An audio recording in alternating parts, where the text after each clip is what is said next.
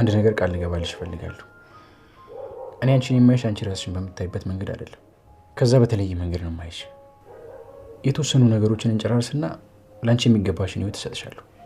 ቤሉል፣ ስለ እኔ እያሰብክ መጨነቅ የለብም እሺ? እኔ የምኖረው የተጻፈልኝ ብቻ ነው። ምን ማለት ነው የተጻፈልኝ ማለት? የተጻፈልኝ ብለሽ ስላሰብሽ ሁሌ አንድ አይነት ነገር መኖር አለብሽ ማለት ነው እንዴ? ቤሉል፣ ካልቻልኩስ? እኔ ምንም ነገር ማድረግ ካልቻልኩስ? ባትሽ ኖሮ አይፈተንሽ። እኔን ለማጽናናት እየሞከርክ ነው አይደል? እያጽናናሁሽ ሳይሆን እየነገርኩሽ ነው። አንቺ ልብሽ ትልቅ ነው፣ ቆንጆ ነሽ፣ ቆንጆ ልብ አለሽ። ገና ብዙ የሚጠብቅሽ ከፊትሽ ብዙ ይወጣል። እኔ ደግሞ በሁሉም እርምጃዎቼ ውስጥ የአንቺ ልጆች መያዝ ፈልጋለሁ። ቆይ እሱ የታውቋት ነው? ወይኔ ጉዴ! ምን እየተፈጠረ ነው ያለው?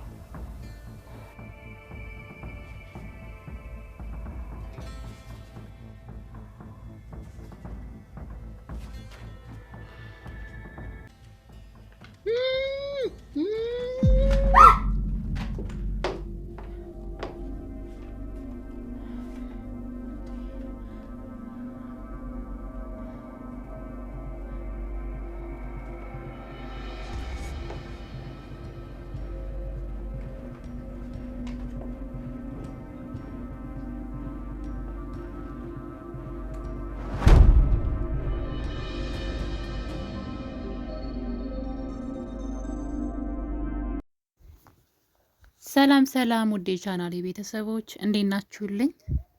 እንኳን ወደ ሰብለይቱ በሰላም መጣችሁ። ደህና ናችሁ? እንግዳ ድራማ ወይዘሮ ሄለን አሁን ላይ እነ ቤሉልን ከቤት ለማስወጣት እየጣረች ትገኛለች። እንግዲህ ሁሉንም ነገር በገንዘብ ወይም ደግሞ በህገወጥ መልኩ ካጠናቀቀች በኋላ ሙሉ ለሙሉ ቤሉልን ከቤት ባለቤትነት ውጭ አድርጋ የራሷ የግሏ አድርገዋለች። እንግዲህ እሷ በጣም ብዙ ገንዘብ ያላት ሰው ስለሆነች እንደምታውቁት የምትሰራው ስራ በጣም አደገኛ ወንጀል፣ ህፃናቶችን በየቦታው እየሰበሰበች አንድ ቤት ውስጥ እያጎረች እንግዲህ እያሰቃየች ወደ ውጭ እየሸጠች ነው ህይወቷን እየመራች ያለችው እና በጣም ነበረ የሚያሳዝነው። ህፃናቶቹ በጣም ህፃን ናቸው፣ በጣም ከሚባለው በላይ ትንንሽ ልጆች ናቸውና እንዴት ነው ቤተሰብ ቆይ ግን የገዛ ልጁን አሳልፎ የፈለገ ገጠር ውስጥ ለምን ሳይማሩ አይቀሩም? ለማያውቁት ሰው አሳልፈው ህፃናት ልጆቻቸውን የሚሰጡ ወላጆች ግን ይሄ ትልቅ ትምህርት ነው ብዬ አስባለሁ። እንግዲህ ሄለን ከ3 ዓመት ጀምሮ ህፃናቶችን ነው እንግዲህ ለቅማ ከገጠር ላስተምርላችሁ ድርጅት አለኝ እያለች ወስዳ ቤተሰብ ልጆች እየተማሩ ነው ብለው እንግዲህ ሀሳባቸውን ጥለው ይገኛሉ። እሷ ግን እየሰበሰበች ወደ ውጭ መሸጥን ነበረ። እንግዲህ እዚህ ቀደም ካያችሁ ሄለን ታግታ ነበረ። የታገተችው ደግሞ እንግዲህ እንደዚሁ ከገጠር ያመጣችው ልጅ አባት ነው ያሳገታት። ሊገላትና ልጁን ኦልሬዲ ወደ ውጭ ልከዋለች፣ ሽጠዋለች፣ ገንዘብ አግኝታበታለች። እናም ይሄ ወሬ ሲደርሰው እንግዲህ ልጄን አምጪ በሚል ነበር አግቷት የነበረው። ነገር ግን ጆን እንግዲህ አስመልጧታን ከታገተችበት። ከዛን ጊዜ በኋላ እንግዲህ በድብብቆሽ ከፖሊስ እያመለጠች ማለት ነው። ያው ስላልፈለጓት ነው እንጂ አለች በየቦታው ሰዎችን ስትፈልግ ኑ እኔ ጋ እያለች እያገኘች ነው። ቤሉል በተደጋጋሚ ያለችበት ቦታ ድረስ እየሄደ እያገኛት ነው። ጠፍታ ሳይሆን አልገኝ ብላ ሳይሆን፣ ነገር ግን ማንም ሰው እስካሁን ድረስ ብዙ ቁጥጥር እየተደረገባት አይደለም። የሰራችው ወንጀል ግን በጣም ጸያፍ ነው። እንዴት እንደሚያሳዝኑ ህፃናቶቹ፣ በዛ ላይ እንዴት እንደሚያንገላቷቸው። አንድ ድምፅ እንኳን ብታወጡ እንገላቸዋለን ይባላሉ። ምግብም ደግሞ አይሰጧቸውም፣ በምግብ ይቀጧቸዋል።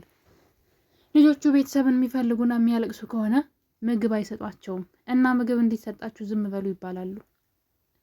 ከየቦታው ነው የሚሰበሰቡት። በጣም ያሳዝናሉ። የምሬ ነው የምላችሁና የሆነ እንግዲህ ባዶ ቆርቆሮ በቆርቆሮ ቤት ውስጥ ታሽገው መሄጃቸው ጊዜ እስኪደርስ ድረስ ወይም ደግሞ መሸጫቸው ጊዜ እስኪደርስ ድረስ እና ሄለን በጣም ጨካኝ አረመኔ ሴት ናት። የእሷን ልጅ ህይወት ለማመቻቸት ብላ በሰው ልጆች ህይወት ላይ ምን አይነት ደፋር ናት ግን!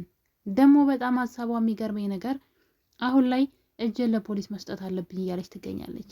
ከዛ በገንዘብ ከፍዬ እወጣለሁ፣ ነገሩ እስኪረሳ ድረስ ከሀገር ሄዳለሁ ትላለች። እሷ ብቻ ብልጥ የሰውን ልጅ ይህ ሁሉ ህጻናት ወስዳ ሽጣ እሷ በሰላም ሀገር ላይ ልትኖር ማለት ነው። በዛ ላይ የእሷ ልጅ በሰላም ልትኖር ድፍረቷ በጣም የሚገርም ነው። እና እንግዲህ ከቴዲ ጋር ይመስለኛል እሷ ቴዲ መጠራጠር ጀምራለች። ምክንያቱም ደግሞ ፍቅረኛ እንዳለው ካወቀች ጊዜ በኋላ ከእሷ ጀርባ ሌላ ስራ እየሰራ እንደሆነ ስለተረዳች ነገሮችን በድብቅ መስራት ጀምራለች። ቴዲም ደግሞ ከእሷ ተደብቆ ሌላ ስራ ይሰራል። ቤት ውስጥ ያገተው ሰው ማንነቱ ያልታወቀ አቶ ቶማስ ይሆናል ብለን የምናስበው ምናልባት የቤሉል አባት ነው ብለን የምናስበውን ሰው ሳይቀር ቤት ውስጥ አግቶ እንግዲህ የሚፈልገውን ነገር ሁሉ እየወሰደ ይገኛል። ሄለንም ለብቻዋ እሱም ለብቻው ነው። አሁን ላይ ሁለቱም አልተስማሙም። ለምን? እሷም እሱን ትጠረጥረዋለች፣ እሱም እንደዛው እሷን ይጠረጥራታል። በመካከላቸው መተማመን ስለሌለ እሱ እሷን ጥሎ ለማለፍ ነው የሚሄደው። እሷ ደግሞ ከእሱ ተደብቃ ሁሉንም ነገር ለግሏ ማድረግ ነው የምትፈልገው። መጀመሪያ ግን አብረው ነበር ሲሰሩ የነበረው እና ህጻናቶችን ወደ ውጭ ሽጣ ስጨርስ እና ደግሞ ሌሎች ህጻናቶችን ደግሞ ከገጠር አመታ አጉራ አንድ ክፍል ውስጥ ያን ነገር ሲያይ እሱ ደንግጦ ነበር። እንዴት ነው እንደዚህ ስራው ሁሉ ሄደልሽ? እንዴት ሳትነግረኝ እያላት ነበረ። አዎ አንዳንዴ በራሴ ነገሮችን ላድርግ ብዬ ነው አለች። ምክንያቱም ስለምትጠራጠረው ነው። ይከዳኛም ብላ ስለምታስብ ውስጥ ለውስጥ ለብቻዋ መስራት ጀምራለች። በተለይ ደግሞ ላገባ ነው ካላት ጊዜ ጀምሮ በተደጋጋሚ ቤቱ የምትመላለሰው ቤቲን ካየቻት ጊዜ ጀምሮ ነው እንግዲህ ከሱ መደባበቅ የጀመረችው። እናም እንግዲህ የነ ቤሉልን ቤት በስሟ አዙራ እዳ እንዳለበት አሲዛ አሁን ላይ ከቤት የሚወጡበት ማዘዣ ወረቀት አስልካላቸዋለች። ቤሉል በነገሩ ሁሉ ተረብሿል። ነገር ግን ቤሉል ደግሞ ይገባዋል። ምንም ይሄ የሚያስደነግጥ ነገር አይደለም። ይገባዋል። ራሱን ዝላልነቱ ነው። ተነግሮት ነበረ ገና ይህን እቅድ ሄለን ስታቅድ ቤቱን በስሜ ለልጄ ስም አደርጋለሁ፣ ቤሉልን ከዚህ ጨዋታ ውጭ አደርገዋለሁ ስትል ነበረ ንቅት ብሎ ቶሎ ብሎ ቤቱን ማስተካከል የነበረበት። የአያቶቹ ቤት ነው ያ ቤት። ሄለን ምንም አይመለከታትም ነበረ። ነገር ግን እሱ ነገሩን ቦታ አልሰጠውም እንጂ ጆኒ ይህን ነገር ልኮለት ነበረ። ጆኒ በአንዳንድ በኩል እንግዲህ ገንዘብ ወዶ ከሄለን ጋር ቢሰራም ነገር ግን ደግሞ ቤሉልን ይረዳዋል። ከቤሉል ጋር ምን እንደሚያገናኛቸው ባላውቅም ቤሉልን ግን በብዙ ነገር ሲረዳውና እንዲነቃም በተደጋጋሚ ሲነግረው እያየን ነው። እና እንግዲህ አንድ ፖስታ ልኮ ሄለን አንተን ከጨዋታ ውጭ አድርጋ ቤቱን ሙሉ ለሙሉ ለራሷ ልታደርገው ነው፣ ስለዚህ ፍጠን የሚል ደብዳቤ ተልኮለት ነበር። ነገሩን ምንም አላለም። አይቶ ዝም ነው ያለው። ቀን ጠብቆ ይኸው አሁን እሷ ቤቱን ሙሉ ለሙሉ እሱን ባዶ አድርገዋለች። እንግዲህ እንዴት አድርጎ የቤተሰቦቹን ቤት እንደሚያስመልሰው ባናውቅም ማለት ነው። ሄለን እንግዲህ እጄን ለፖሊስ ሰጥና እነሱን ከቤት እንዲወጡ አስደርጋለሁ። ከዛ በኋላ ለልጅ ሞግዚት ቀጥሬላት እኔ ወደ ውጭ ሄድና ነገሮች ሲረጋጉና ሲረሱ ተመልሼ መጥቼ ህይወቴን እዚህ ቀጥላለሁ እያለች ነው። በጣም ደፋር ናት። የሰውን ሀቅ የሰውን ልጅ በልታ እሷ በሰላም ልትኖር ሀሳቧ ጥሩ ነው። ነገር ግን አይሳካላትም። አይደለም እሷ ልጇ ራሱ በሰላም አትኖርም። የሰራችው ስራ እንዴት እንደሚያኖራት እናያለን። ሌላው ደግሞ እንግዲህ መሲ ናት። መሲ በጣም ታሳዝናለች። ቤተሰቦቿን አሻፈረኝ ከቴዲ ውጭ ብላ ከቤት እንግዲህ ያለ ፍቃድ ወጥታ ላትመለስ ሂዳ ነበረ። እሱም እንግዲህ ያደረጋትን አይታችኋል። አሁን ላይ ማንም ጋር ተመልሳ እንደማትሄድ ስላወቀ እሷ ላይ መጫወት ጀምሯል። እናም እንግዲህ ቴዲ ከቤት ወጥቶ ነበረ ለአጋጣሚና በዛን ሰዓት እንግዲህ መሲም ከወንድሟ ጋር ወርታ አይንሽን ማየት አልፈልግም ድጋሚ ወደዚች ቤት ግርሽ እንዳይረግጥ ብሎ እንግዲህ ወንድሟ መኩ አስጠንቅቋታል። በዚህ የተነሳ በጣም ተረብሻ እያለ ድንገት ወደ መኝታ ቤት ስትገባ ነበር እንግዲህ አንድ ነገር ያገኘችው።